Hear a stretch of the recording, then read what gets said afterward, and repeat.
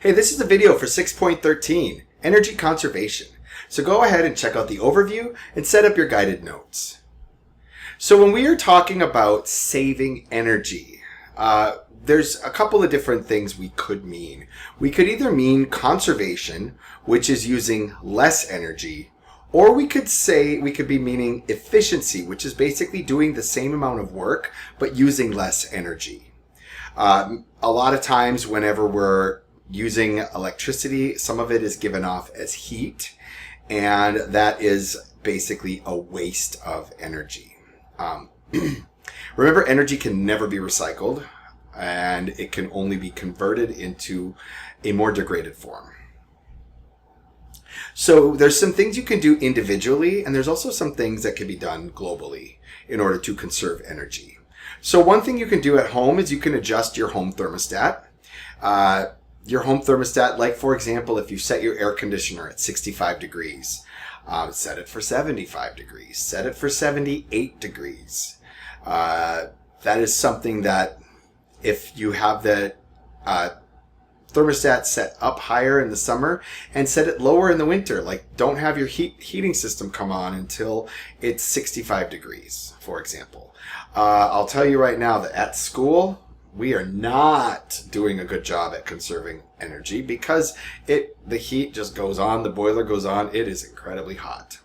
Another thing you could do at home is you could insulate your home better. So you could insulate the windows, check for any leaks, any drafts that are coming in. You could switch out doors, switch out glasses, things like that. Also, you could conserve water at home. In your yard, you could have native plants. Native plants are accustomed to the amount of rainfall that a particular area would get in that biome.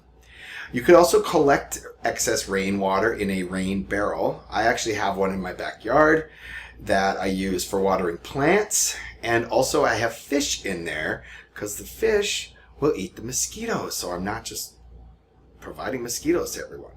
You can also have low flow features. Low flow features in your shower. You can have a shower head that doesn't have as much water, so it pumps, like air will come out in addition to the water. Also, like something that's very simple is you could take a plastic bottle filled with water or filled with sand and put it in your tank of your toilet, because that will displace some water. So in other words, you're taking the space of water so you don't have to keep using all of that water to flush. There's also low flow toilets. We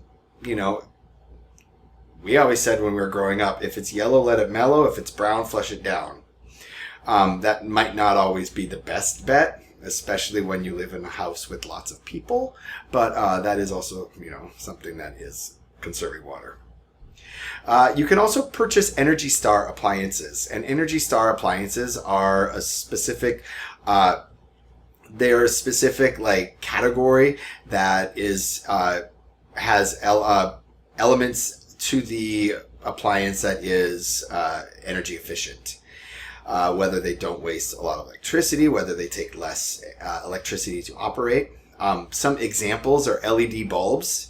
LED bulbs as opposed to incandescent, which you really can't find anymore.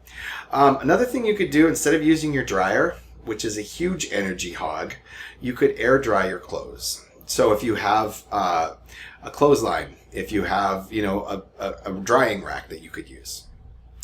Now globally, governments can try to improve fuel efficiency, have cars that get more miles per gallon. We can also provide subsidies. The government can provide money to people that buy electric or hybrid vehicles. Hybrid vehicles are vehicles that have electric and gas motors. We could encourage people to take public transportation. With the COVID, a lot of people stopped riding the subway with the MTA.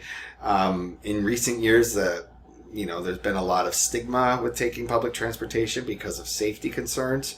But governments could do a better job of ensuring that this public transportation was easily accessible.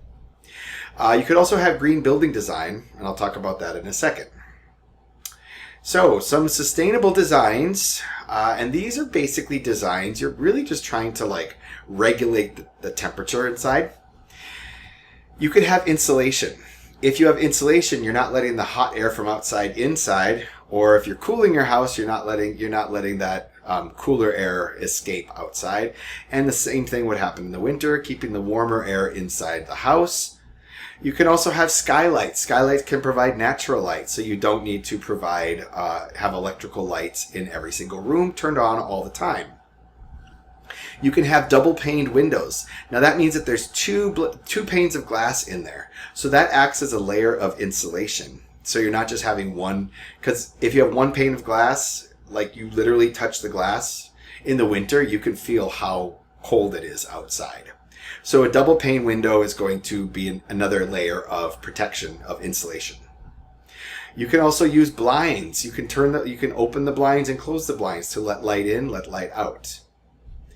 Also using recycled materials, repurposed wood, recycling furniture, reupholstering an old furniture, like taking the fabric off of it and putting something else on there instead of just throwing it away and getting an entirely new couch. And also having a green roof. And we talked about green roofs in the last unit. But a green roof, this is the Barclays Center, is an example of an area in Brooklyn that has a green roof. But this will help to reflect sunlight. It will also catch rainwater, so we're not having a lot of erosion going elsewhere, which once the water washes off, we have to treat it. Our wastewater treatment plants have to treat this water because it can't just run off into the East River or into the Hudson River, for example. It can provide food. So if there's, it can provide a habitat for specific organisms, and there is food available. You could also, on a green roof, also plant crops as well, which, like for example, the Greenpoint Public Library has a green roof that they have specific crops growing, like tomatoes and other herbs and spices growing on their roof during the summer months. This will also help to sequester carbon, so we are not contributing to climate change because of all of the greenhouse gases. It will also help prevent the urban heat island effect. So as you're absorbing this additional infrared radiation, you'll be reflecting the sunlight. You will also not be heating up the area around you. So another thing that governments can do, or we can do as individuals, is modify our transportation. Transportation in the United States is 1/3 of our energy use. That's a lot. All the electricity, everything, but 1/3 of it is just driving from point A to point B. We could also improve the fuel economy. Instead of getting 20 miles per gallon, get 40 or 50 miles per gallon. That is something that's going to help us to conserve energy. Producing energy efficient vehicles. So vehicles that got better fuel economy and vehicles that didn't waste a lot of electricity or a lot of gasoline in their operation. Also encouraging people to take public transportation. So that is by far going to do the most. We're blessed in New York because we do have a great public transportation system. However, like for example, when I go to visit my parents, I have to rent a car. There's no way for me to I don't even think I could take an Uber from the nearest town with an airport is Fargo, and I'd have to take an Uber an hour to get to my parents' house. So that's not very accessible in other parts of the country. But New York and a lot of the major metropolitan areas, we are quite blessed. So another thing that we want to consider is we want to try to get people to not use electricity all that often. Okay, we want to have certain times a day, electricity is going to be in more demand. So when electricity is in peak demand, make the prices more expensive. Like for example, in the afternoons, in the summer, when people have their air conditioners on, when people are home, people might be doing laundry. Okay, a lot of that electricity is putting an impact on the system. So for example, during weekdays, this represents like a typical weekday, this is midnight to midnight. So this is midday. Charge the most price for electricity per kilowatt hour. Charge more for electricity during this peak hour. So at peak demand, it would be the most. This is when people are using the electricity. it's kind of a win-win situation because it's making money for the electrical companies, but it's also trying to persuade people to not use as much electricity during those times. The time when it would be the cheapest is when people are generally sleeping or not using appliances readily. Now on weekends, you could have it be very inexpensive or have it be at your base rate. Typically, maybe in the evenings on weekends, in the afternoons or evenings, like maybe 6 p.m., 5 p.m., people might be having like a dinner party, something like that, where there may be more electricity being used. So then, charge more money at those times. Other times, like on holidays, you could still have the electricity cost the base amount. So all of this is to be a system in place to prevent brownouts. And a brownout, like a blackout, well, brownout and blackout are slightly different, but a brownout is when there's when the system is overwhelmed, and sometimes they have to choose to restrict electricity to certain areas, and sometimes it just happens on its own when there's a failure, and that would be a blackout. Unfortunately, brownouts typically occur in areas with lower socioeconomic levels. It doesn't really occur as often in the affluent neighborhoods.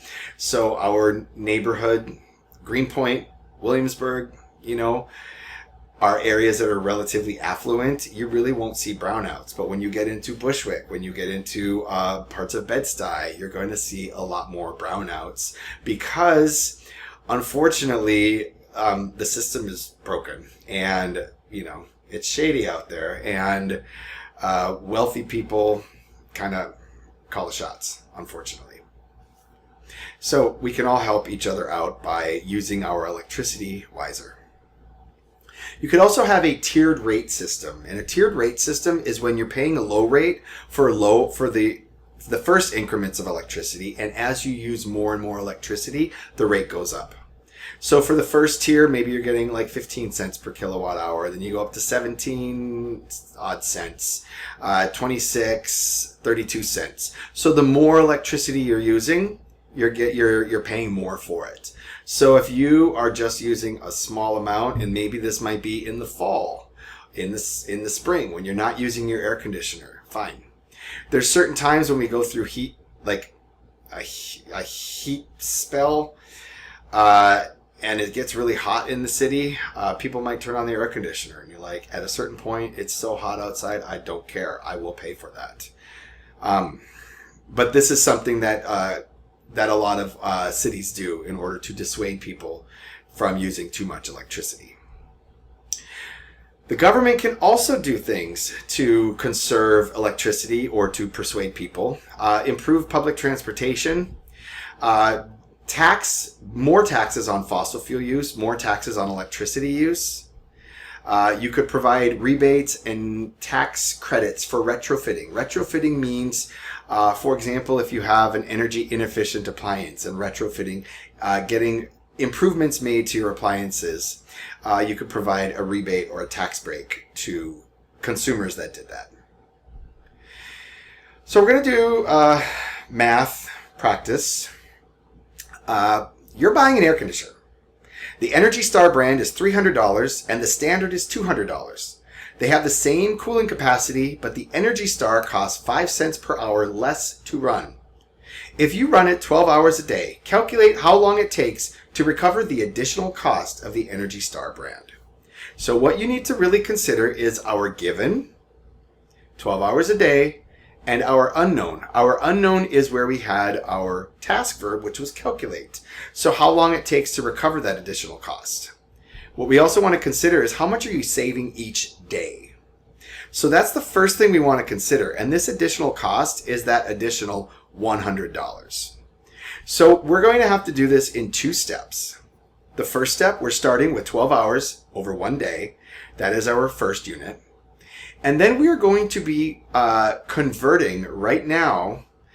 We want to cancel out hours because we want to have money per day. So it's 5 cents per 1 hour. Now when we cancel that, we're literally taking 12 times 0.05, which is 60 cents a day. So we're going to be saving 60 cents a day because we're running the air conditioner for 12 hours a day. We're saving 60 cents a day. Now, how many days will it take us to get to that $100? Well, we're going to set up a proportion. So first we have 60 cents in one day. Now let's figure out how many days that would take to get to $100.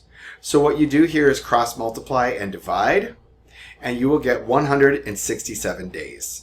So it will take more than one summer, but after your second summer, you should definitely have saved enough money to justify getting that Energy Star air conditioner. And just in case you weren't sure, this is the logo for Energy Star. So go look around your washer, your dryer, your fridge, your air conditioner. Do they have this? If they have this, it's energy efficient. I would like you to respond to this check for understanding. And finally, we're going to practice this FRQ. Explain how a green roof can affect the hydrology of an urban area. I hope that this video was informative. I thank you for your attention, and I will see you soon.